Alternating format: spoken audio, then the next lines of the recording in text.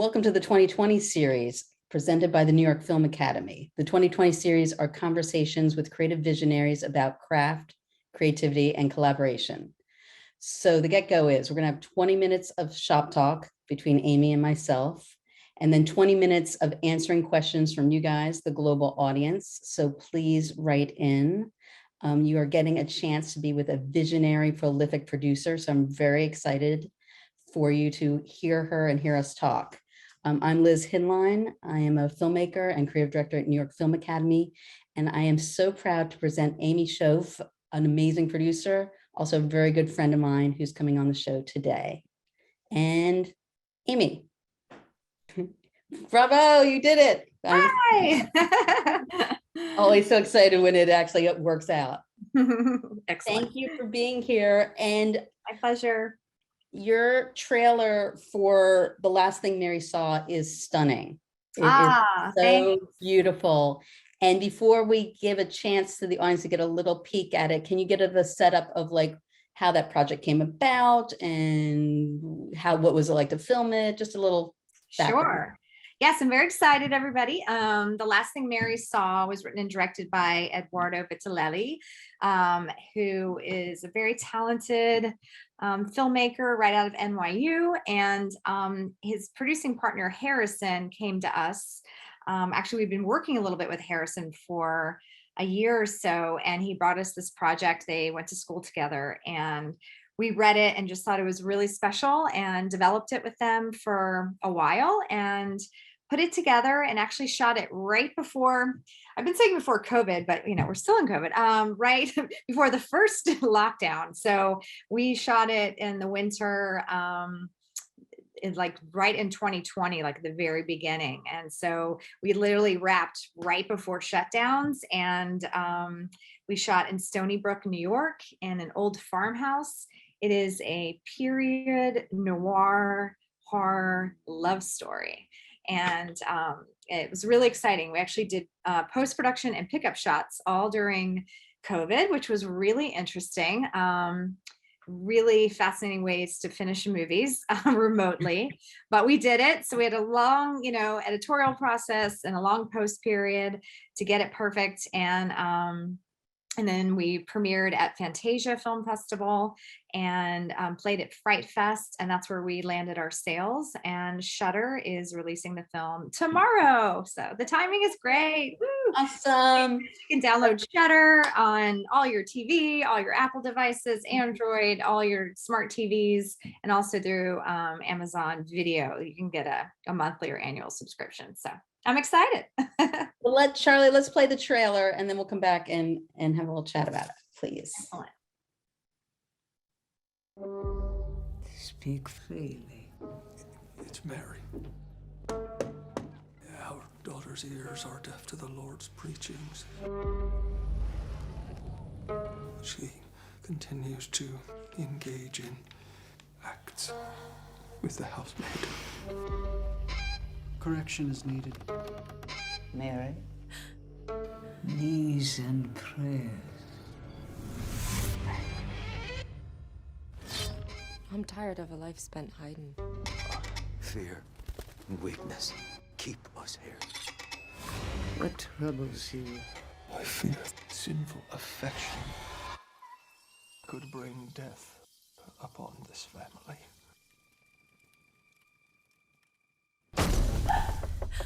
Eleanor?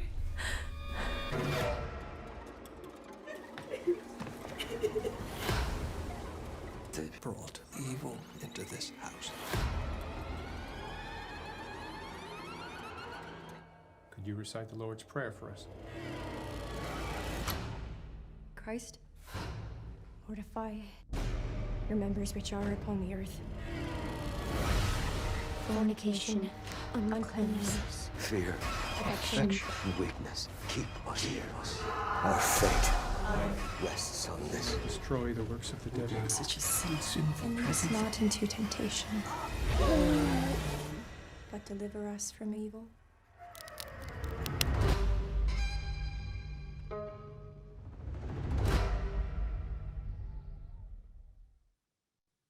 Super cool. Yay. So when They you talk did an about, amazing job on the trailer. I'm oh my super- God, the trailer looks awesome. Thanks. So when you talk about development, just so I would understand, like, and you said it took a bit of time, what are you like actually referring to? The script.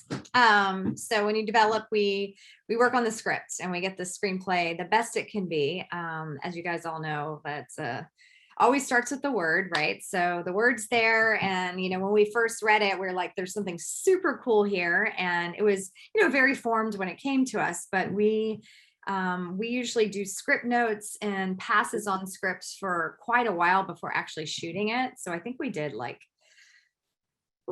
8, 9, 10 drafts, something like that. And, bring in different readers. We like to do this process during the script development phase. Then also before we actually lock picture, we also go through a period of different people watching it and giving notes. And the same thing with scripts, because, honestly, after you've read a script 4 or 5 times, you sort of lose a little bit of objectivity.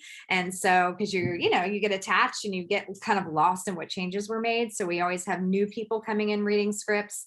And in this process, we had other directors that we know that are in this genre, and other writers that we know that are in this genre, to try to just, get those little tweaks and get the little scares when we need to. And Eduardo was really, he's Italian. And if you can see by the look of it, it's sort of very painterly and low lights. It was mostly candlelit. Actually, we lit the film in candlelit. David Crudo is awesome. And so, he really wanted this sort of slow burn feeling. And, so, you want the slow burn, but without, too slow. And so it's this fine line of tone and tension and that feeling and that layer. And then of course the girls' relationships. And so, yeah, we went through quite a long process of that. And then, you're working on the script until the day you're shooting, really. And then you maybe throw it all away in the edit and work on that too, which we did play with structure quite a bit in the edit. And were you raising money as you were doing the development? Yes. Yes.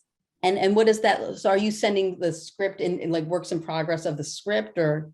Yeah, well, we start casting. Casting is a big part of fundraising, as you guys know. So you have the script ready, and then we like to put like a deck together. So we had, our bios and different things in it with some pictures, and then we start casting. And so we got really lucky with this cast. I mean, Isabel and Stephanie are just awesome, and they became friends. And they actually knew each other from before, but they became closer. And Isabel's kind of jamming right now. Orphan came out, and then she's got a film called The Novice that's right now, it's up for like 4 or 5 Indie Spirit Awards. So she's getting a lot of attention, and she's amazing. Her and Stephanie just had a great chemistry, and really did a good job. And then the amazing Judith Roberts came in, and she's just so amazing as the matriarch. And then Rory is just such a talent. And so, we just started, kind of was a snowball, effect, and you keep casting. And of course, the amazing Kate Geller, who's our casting director on many movies. We work with Kate a lot. We're currently working with Kate on a couple of films, and she's just fantastic and works really hard and really cares. So she's an awesome casting director. So she helped navigate that. Do you find now, as past pandemic, in COVID, are investors different? Are distributors different? Or is the playing ground at all changed? It's changed a lot. Yeah, it's changed a lot. I mean, first of all, just the landscape. Like, I just shot something recently, a couple months ago, and it is so busy. It's crazy busy. So like, I find it harder to find crews and harder to find folks, which is, hey, it's awesome. It's a great place to be in it for everybody, because it's good that it's busy. And it was busy because we weren't able to shoot for a while. So what makes it hard though, is a lot of those, there's, TV has been, such a big part of productions in different places, especially places like in New York where we shoot a lot. So a lot of the crews that were shooting before pandemic, a lot of those shows are going back up again. So those are people that are already under contracts to keep working. So that's happening. And then a lot of, films that were greenlit, and then now they're going again. So for new little movies coming up like ourselves, it's just tough. You're competing with the pool. And so, before, when it's maybe not as busy, I'm able to get crew easier. And like the movie we just shot, I literally was flying people in from other states for second and third positions. So that, in terms of production, is different and challenging, but again, awesome.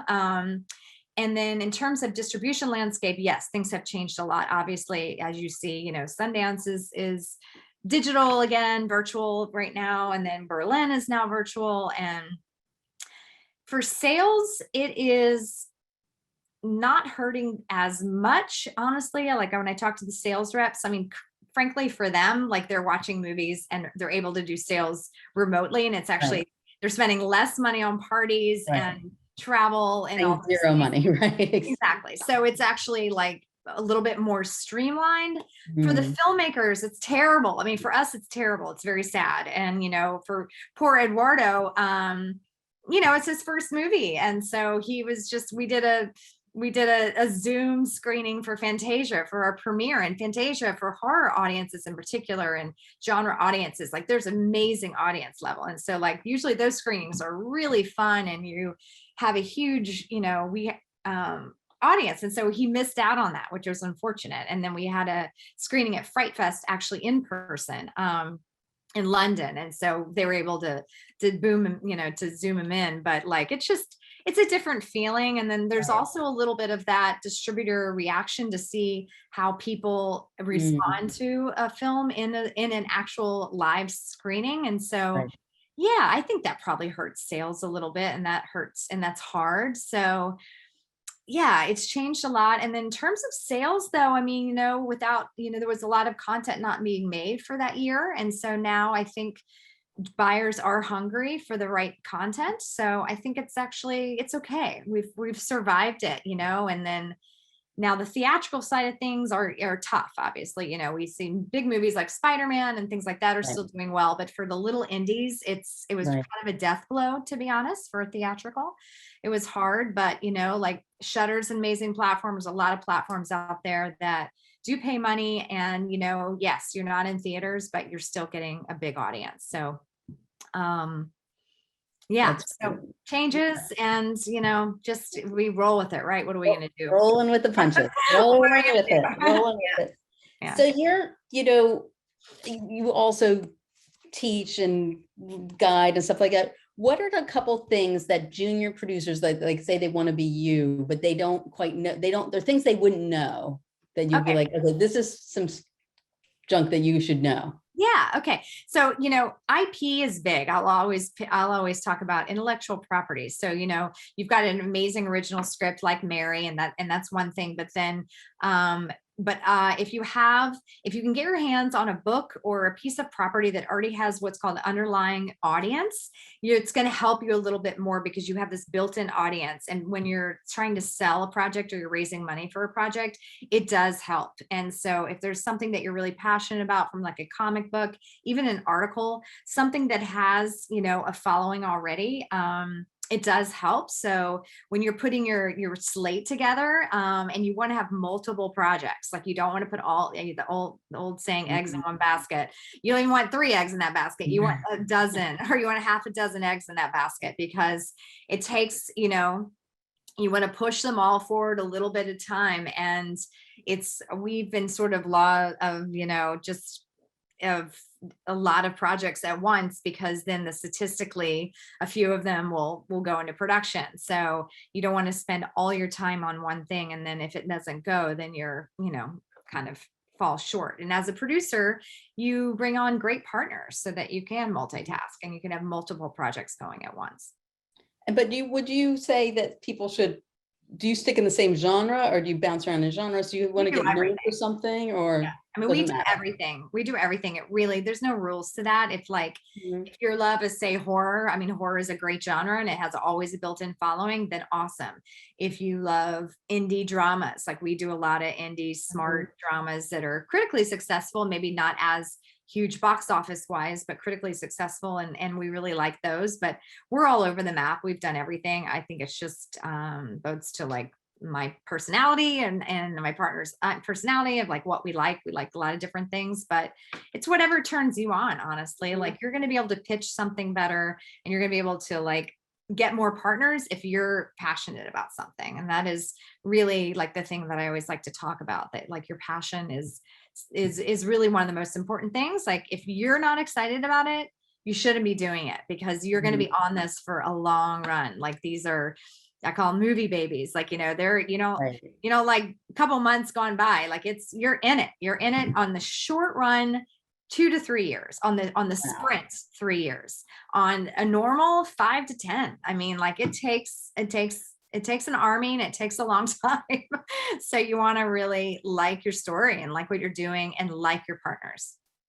So what you're so great at is you cross, in my mind, between being like an on-set producer, a hands-on producer, and also a development creative producer. And so how do you see yourself? Like, where do you, if if someone's like, what type of producer are you, Aimee? And you say, I mean, I'm a creative producer. Mhm. I think first and foremost, like, I get, the thing that excites me is when I first read a script and I start visualizing it and I start saying, okay, like how can we put this together? What is that going to look like? And then I support the director and his or her vision, because I want to bring what I know to the table and my, breadth of experience, but then also try to, help support them in what they want to do. And then, yes, I am also a kind of a micromanager on set. I can be, and I don't love it, but I can get into the details. But ideally, I like to just help develop and then make sure that the performances are strong, make sure the directors making sure their vision is being seen, and that we're making our days. And that's my role on set. And then in post, I'm very hands-on. As again, I really like to. We go through many rough cuts, many different edits. We do lots of market test screenings. And then we wanted, like, music is so important, graphics, FX, all of that, sound, there's so many layers. And I really love the post process, because you can really make something, transform and make it amazing. Yeah. Do you also have to handhold the investors during this process? Is that part of your? Yeah. Yeah, of course. Yeah, we talk to them, and if they want to come on set, depending on where they are, they want to come on set, you don't really want them on set every day unless it's something that's discussed in the beginning, but you want to make sure that they feel good. A lot of times I'll do like a dinner or like a coffee or something with a few of the talent leads, like maybe the day before or the day of, so they can just say hi, feel a part of it, and then invite them to a lunch once a week or something like that. And then at the wrap party, of course, everyone's there to celebrate. And then, it's a fine balance of how much you want them involved, because for someone that doesn't understand the business, it can feel like overwhelming, sometimes kind of boring on set. So you don't want them to get bored, and you want them to feel excited about it. And then, I don't like showing them anything until it's a little further along in the post process, because you don't want them to, as the old saying, it's, nothing as great as the dailies and as bad as the rough cut. It's like the dailies, everyone's all excited. You can show them the dailies, but don't show them that rough cut. Like wait until you get it a little closer to what it's going to be. 100%. So there's a bunch of questions here. So I'm going to just jump in and throw them out to you.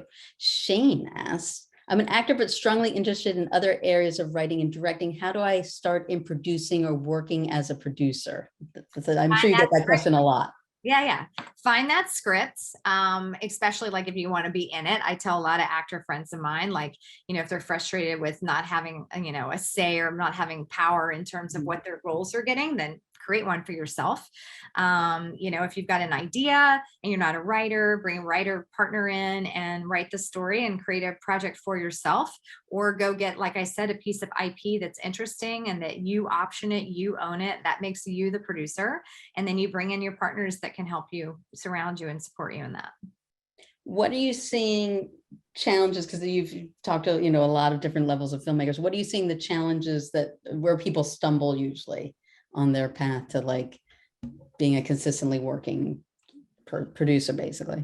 Oh, producer. I think that not having like many projects going at once, like I know it's a multitask, it's tough, but like I think it's important. Like, you don't have to be in the same phases. Like, I think we have like 15 or something projects right now. And it's like, I don't work on them all day. Like, I'll make one call on one a day, or I'll make a couple emails, and it's just like kind of touching them, making sure that they're okay in like different phases. Some are in rewrites, some are whatever. And then, I think that is a smart way of doing it, because then you're always sort of inspired, and you also, you up your chances of things going.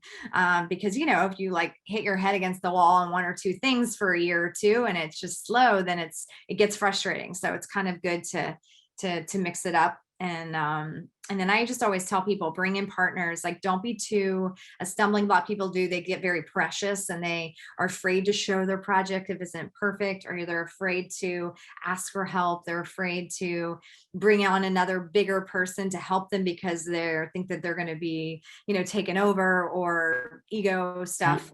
Just get rid of all that. Like, know what you know, and then go and find people that know things that you don't know. Like, that's really, really important. Like, go find people that have skill sets that you don't have, or better at what you do, because that's how you're going to grow and learn.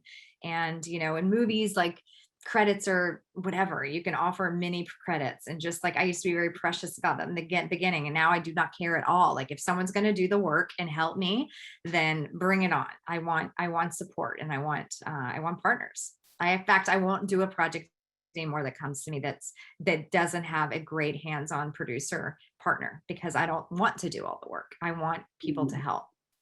Yeah. Interesting.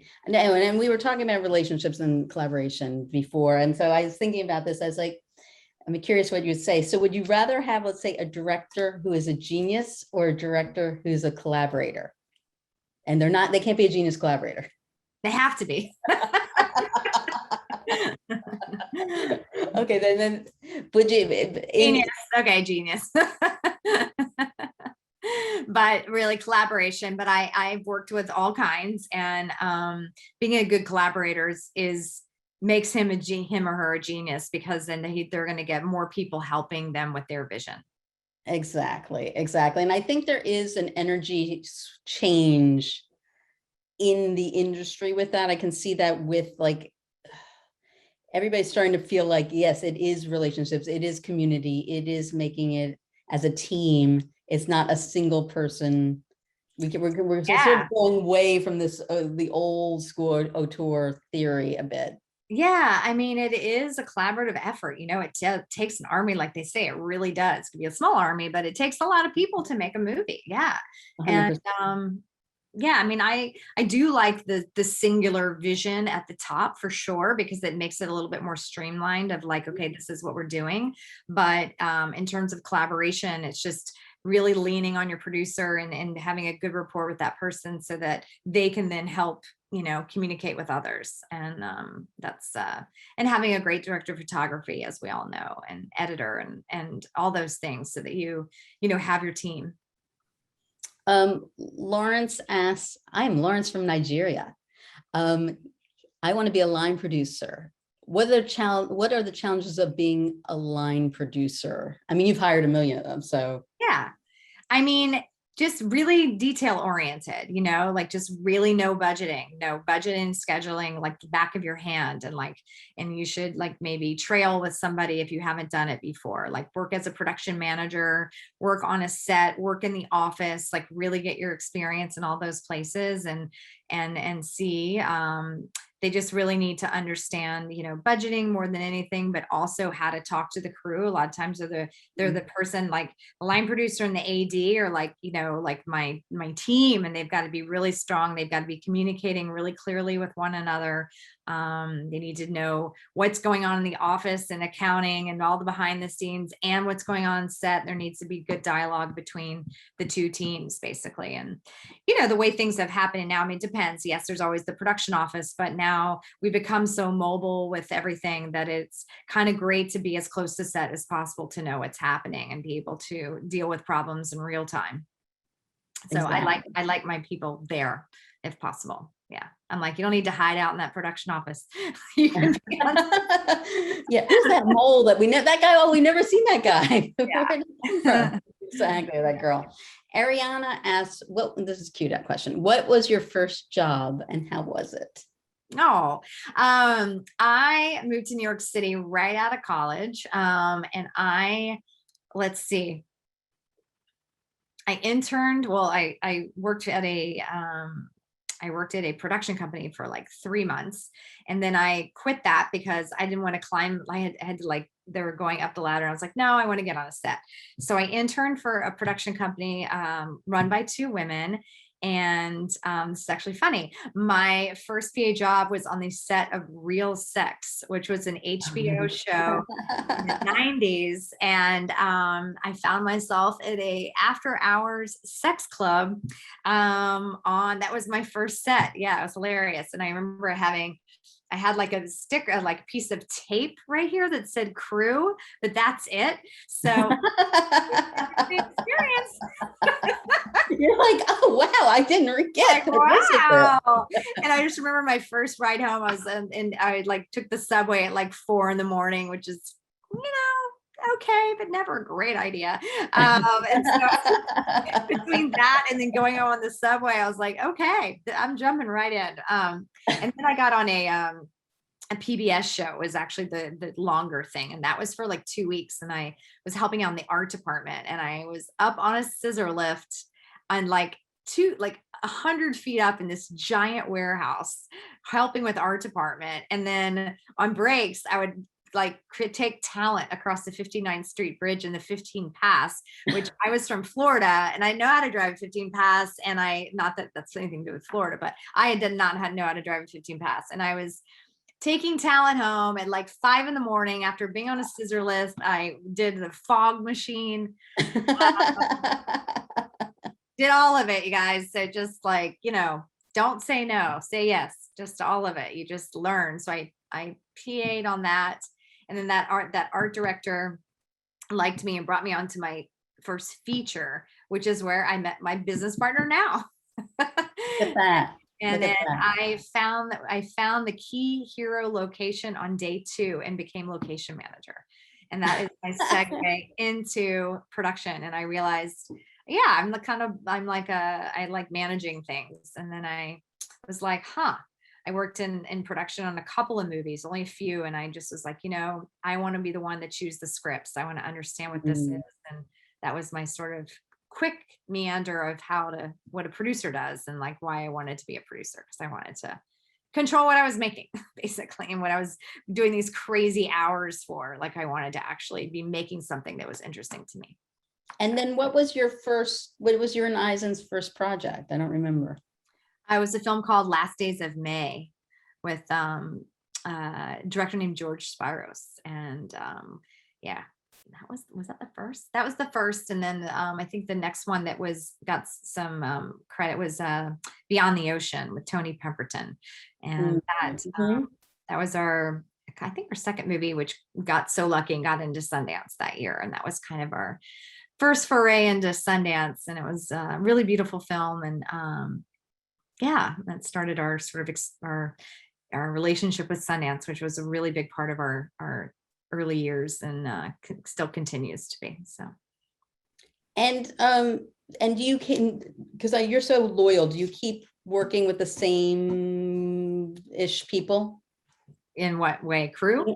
In crew, or in, I don't know, above the line, or it just depends. It depends. I mean, over the years, but we'll have a couple key crew members that we like to hire over and over again, and then they get too big and then they won't work for our rates anymore. So, but like on the last 2, 3, 4 movies, we have like 4 or 5 crew members that we use over and over again. And obviously the DP is always going to be different depending on the director and their vision and what they want. A lot of times directors have their own relationships, but we have some of our favorites that we work with. And then in our company, we have a head of development that is with us for a while, and then we'll have some readers that are with us for a while, and producing partners. We'll work with some people over and over again, and then directors. We've done multiple projects with directors, so it just depends.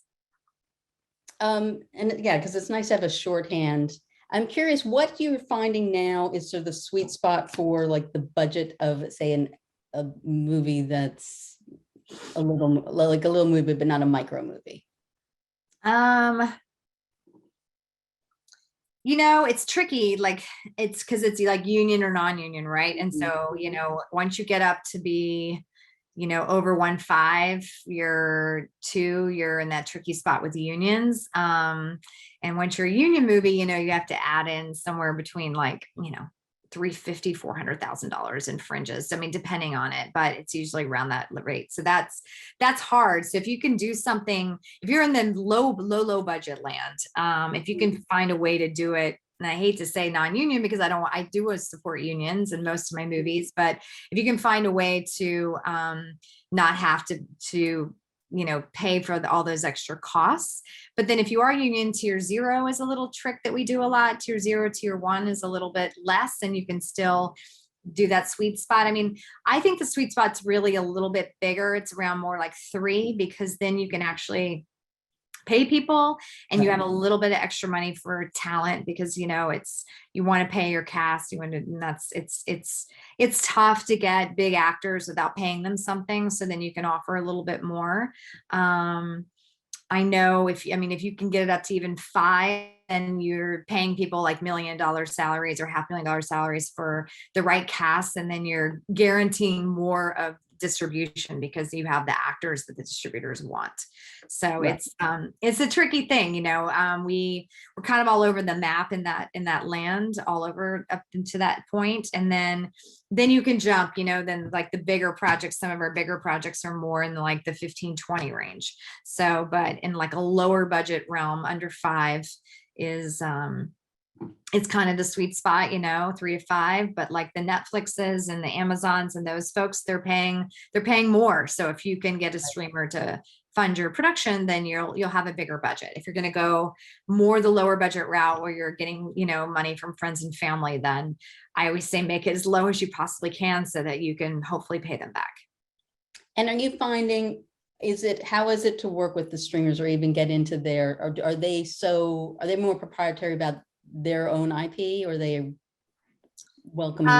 No, I wouldn't say their own IP, but relationships. They're Right. very proprietary with their relationships. So obviously they're the studios, so they're gonna work with the biggest and the best that they possibly can, and because that's what's going to drive audience. So you're competing with the A-lists all across the board. So you just need to have the best product possible, or partner with producers and people that have those relationships. Right. And have made projects with them before, because it is hard to just like sort of be a new person in, but not impossible. It happens all the time. So Sure. package it the best you can. It's always about talent and star talent and all of that. And you can also be smart about, there's a lot of talent relationships at Netflix and Amazon. So look to see those actors that are constantly working with them or have a hit TV series. Mhm. That's smart. And so kind of look at that and be strategic.